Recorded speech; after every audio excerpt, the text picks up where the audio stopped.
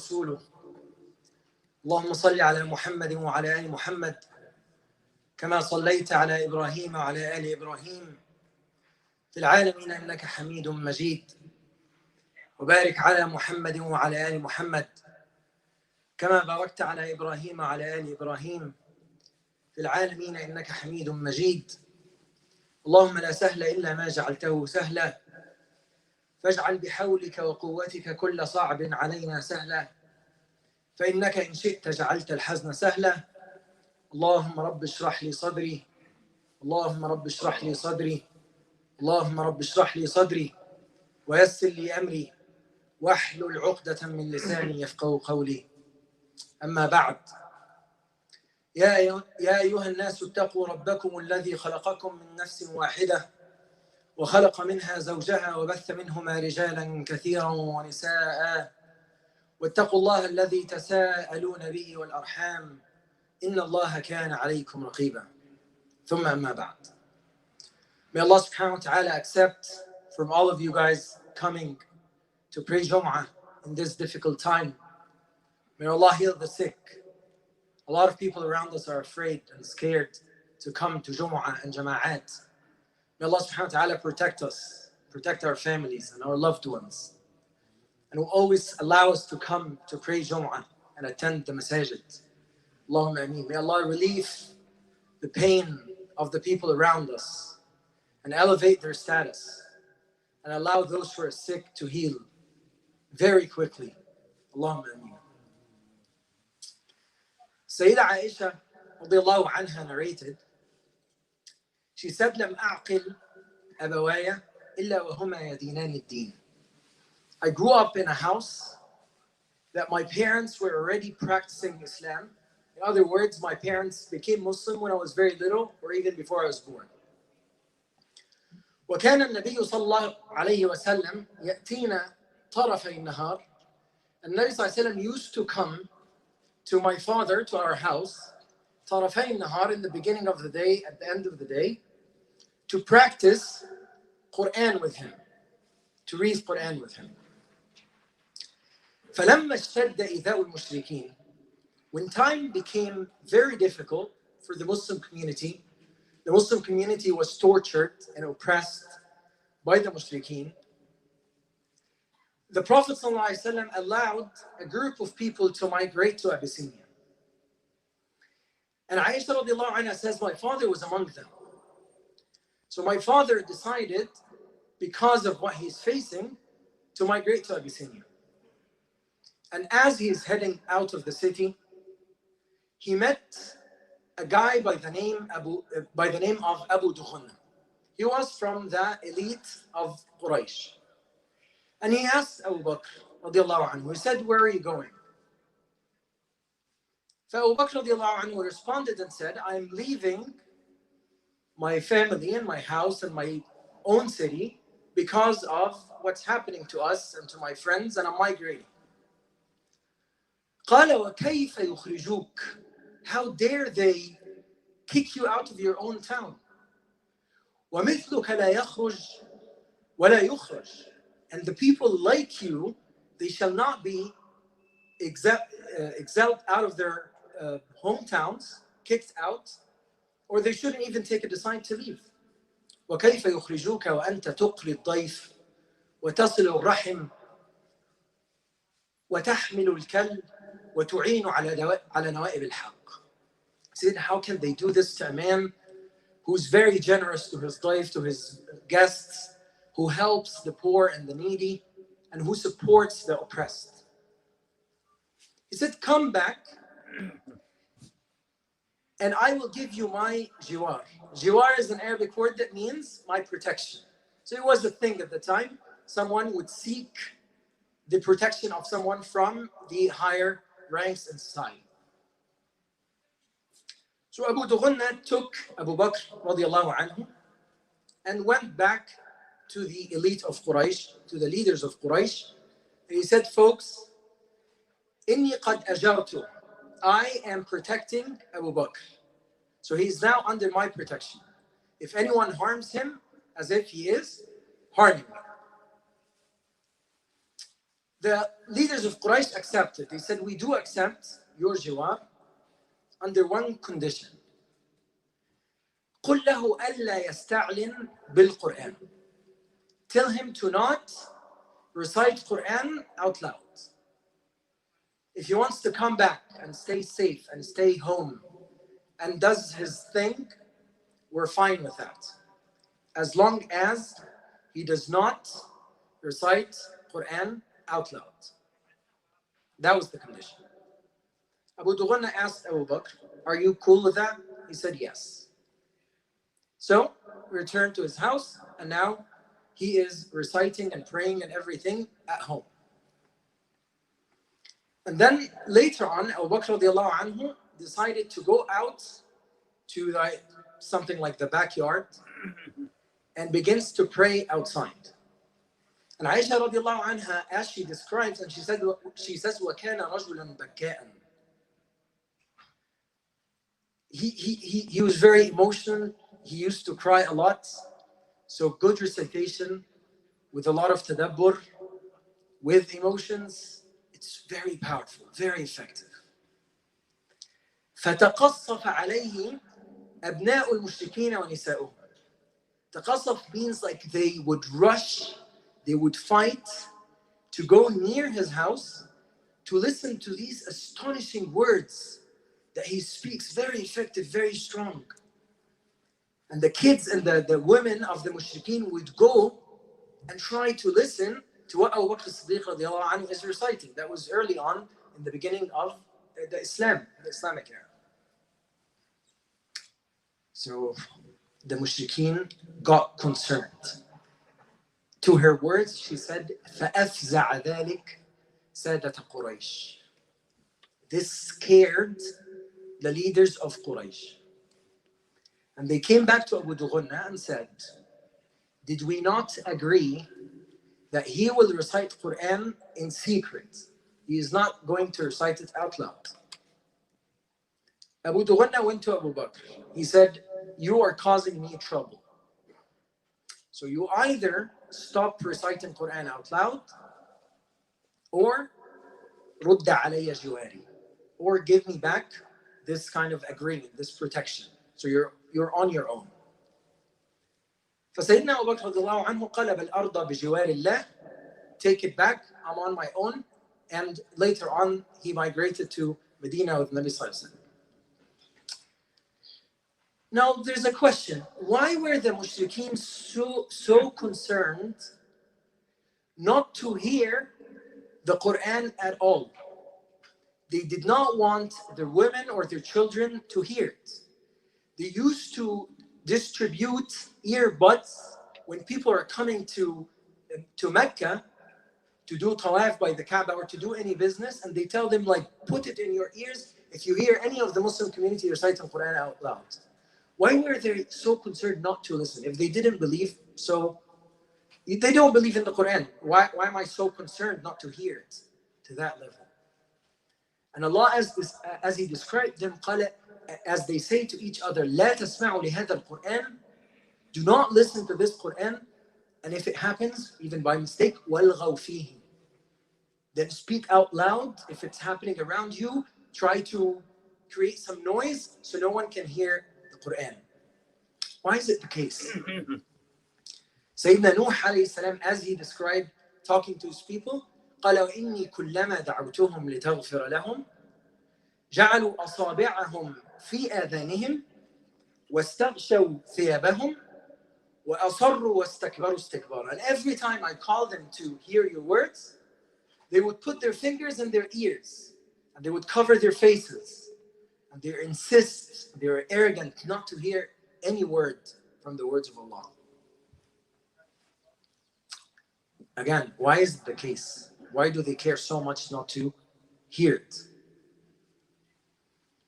And Allah says, أو كصيب من السماء فيه ظلمات ورعد وبرق يجعلون أصابعهم في آذانهم من الصواعق حذر الموت.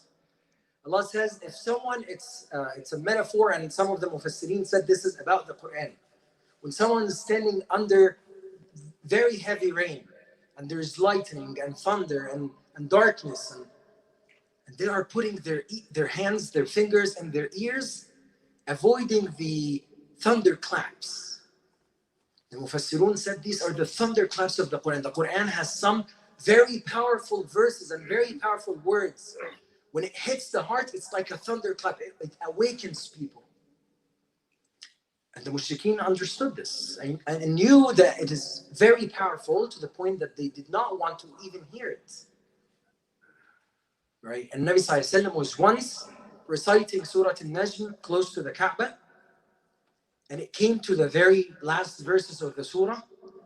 قال أزفت الآزفة ليس لها من دون الله كاشفة أفمن هذا الحديث تعجبون وتضحكون ولا تبكون وأنتم سامدون فاسجدوا لله واعبدوا.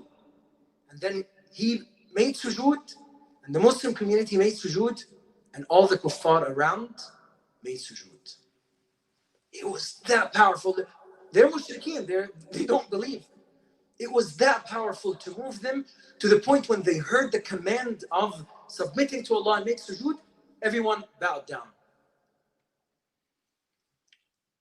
So the question today, we may hear a lecture under the title of how can we get affected by the Quran? Today the question is a little bit reversed. How come we don't get affected by the Quran anymore? Why is it the case that we don't get affected by the Quran? Why is it the case that we sometimes go to pray Taraweeh and we could stand an hour long, and then after the Salah, like, what was the Shaykh reciting today? I was not even in. I didn't hear a word. Why is it the case that the Quran used to affect the non-Muslims a lot, and now it doesn't affect us? What happened to our hearts to be in this state? And someone may say, because I don't understand Arabic. And that's not the reason.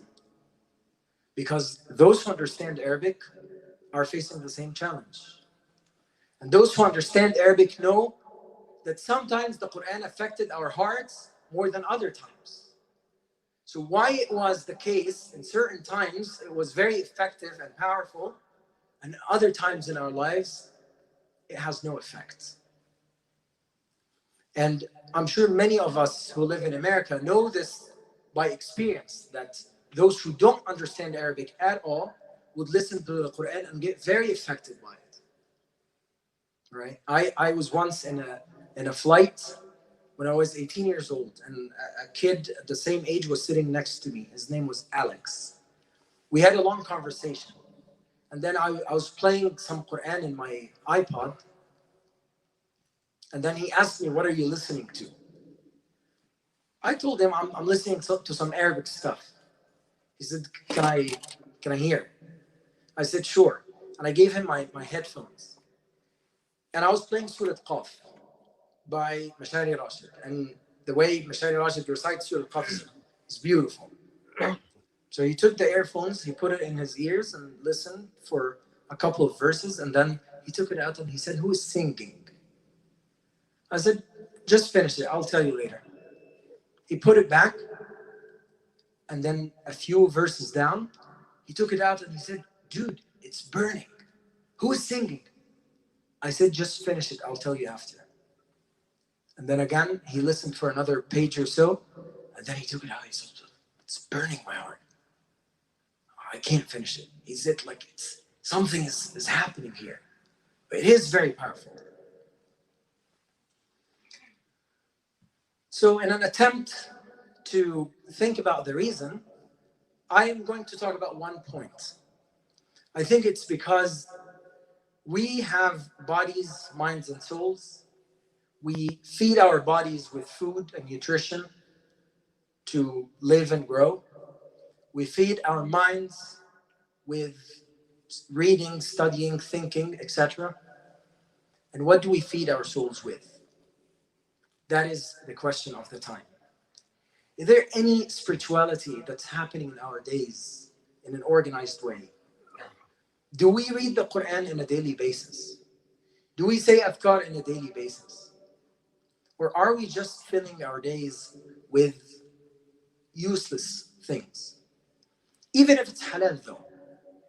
And that's the question. If all my time and all my days do not have a strong component of spirituality, then the end result is my soul will be out of shape.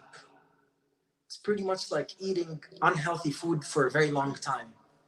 You will gain weight, you'll be out of shape, and you need a lot of work to get back to being in shape. The same thing happens to the soul. If all we do is watch movies and listen to stuff and get engaged on social media, even if it's halal, again, like I'm not saying this is necessarily or anything about it is haram. All these things could be halal, right? Let alone the haram part. But I'm just talking, even if it's halal, if this is all we do, and there's no time for a daily recitation, there's no time for Quran, there's no time for adhkar, the end result is our souls are out of shape. So we sit all day long and watch movies, and we get very emotionally affected by the movie. And someone is expecting the hero to marry the girl at the end of the movie, and then he dies, and you will find someone crying, very engaged and feeding their emotions with this useless stuff. And you tell him, bro, like, this is acting. This is not a serious thing. I know. But my soul is hungry, and it's looking for something to fill up. So anything that will come my way, I'll take it in. Whether it's news, social media, movies, whatever it is. And then I come to pray Isha and قل هو أحد قل أعوذ بالفلق or قل هو أحد قل أعوذ بالناس, our classics. Quick, and out. What did I do? Did I pray? I don't even remember, because my heart is so engaged in so many different things, and Quran and dhikr and spirituality is not a part of. I was recently traveling with a friend, and we were sitting by the beach reciting the morning adhkar. And he told me, is there a particular order you recite the adhkar like by? I said, no, I memorized them one day, and I still say it in the same order. He told me, let me explain to you my order. And he recites the adhkar in a very particular order that has a lot to do with meanings. And wallahi, ever since, my engagement with the adhkar has been completely different after I heard his order. Because I realized I just say the adhkar sometimes because it's something I do without really engaging with the meanings.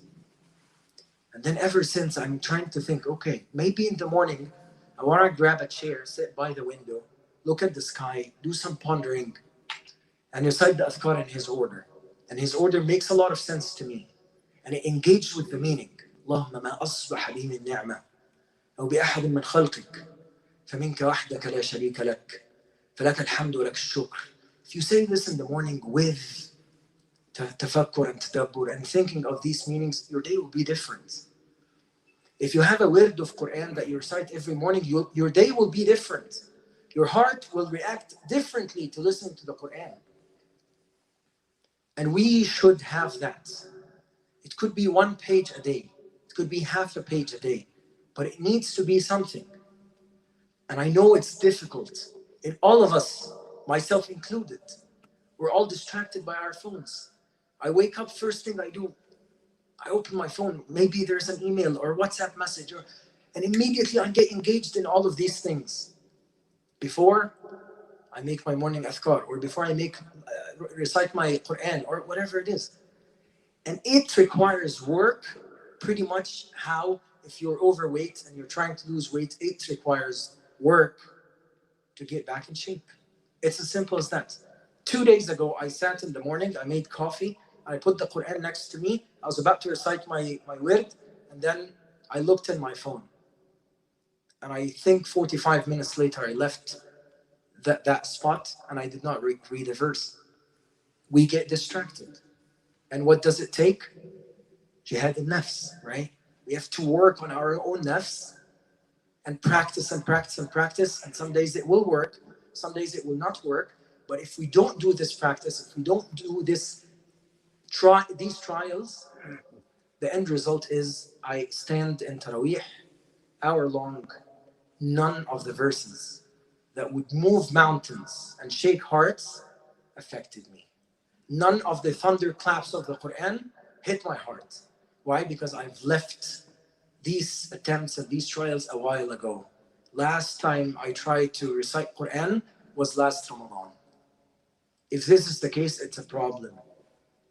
It's a problem. It can't just be like from a Ramadan to a Ramadan. It needs to be every single day. And if I miss a day, next day I make up. It could be as little as 1 page or half or 2 or whatever you can. Everyone know their capacity and know their ability to engage.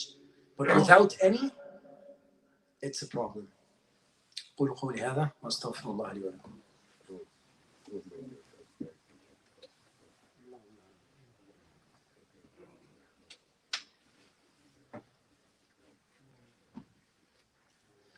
الحمد لله صلى الله وسلم وبارك على سيدنا محمد وعلى آله وصحبه وسلم.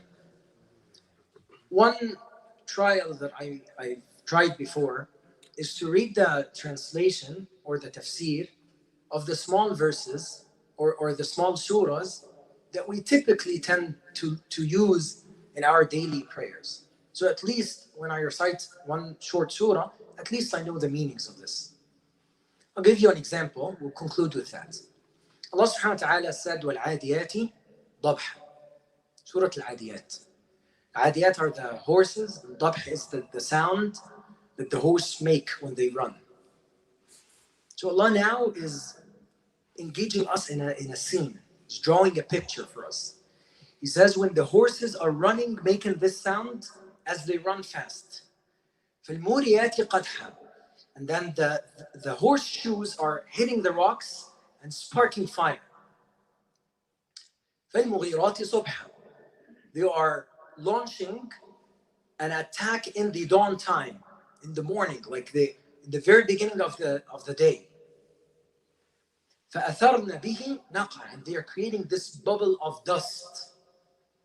فَوَسَطْنَ بِهِ جَمْعًا. They are penetrating the lines of the enemy's army. So the khayl, the horses, are running in the morning, making this sound, sparking fire from their shoes, making a huge dust around them as they run, and penetrating the enemy's army. In the next verse, إِنَّ الْإِنسَانَ لِرَبِّهِ لَكَنُودٍ. Indeed, human beings, the mankind, is ungrateful to his Lord or her Lord. What's the relationship between this introduction and this verse? Why is Allah starting an introduction of this scenery of the khayl, right? And then switches to say, indeed, we are not grateful to him. What's the correlation between the two? I looked that up and I found a very nice meaning. And every time I recite this surah, it always comes up to my mind, this meaning, right? And I suggest, and we'll leave it like this, I suggest we all do this search today. Look up what's the relation between, like what's this switch? Why did Allah switch from this picture to saying, إِنَّ الْإِنسَانَ رَبِّي لَكَنُودٍ? And inshallah, if you find the meaning, you always remember it. Every time you recite the surah in one of your prayers, you will remember why did Allah make that, and it will help you focus in your recitation. اللهم اجعل جمعنا هذا جمعا مرحوما واجعل تفرقنا من بعده تفرقا معصوما. اللهم لا تجعل فينا ولا منا ولا حولنا شقيا ولا محروما. اللهم هب المسيئين منا المحسنين. اللهم اقبل عذر المعتذرين. اللهم اشف مرضانا ومرضى المسلمين وارحم موتانا وموتى المسلمين. اللهم اجعلنا عبيد إحسان لا عبيد ابتلاء. اللهم اجعلنا ممن يستمعون القول فيتبعون أحسنه. اللهم بارك لنا في هذا الجمع يا رب العالمين، واحفظ علينا مساجدنا وبيوتنا وأولادنا وأهلينا وأصدقائنا وكل من نحب فيك يا رب العالمين. صل اللهم وسلم وبارك على سيدنا محمد وأقم الصلاة.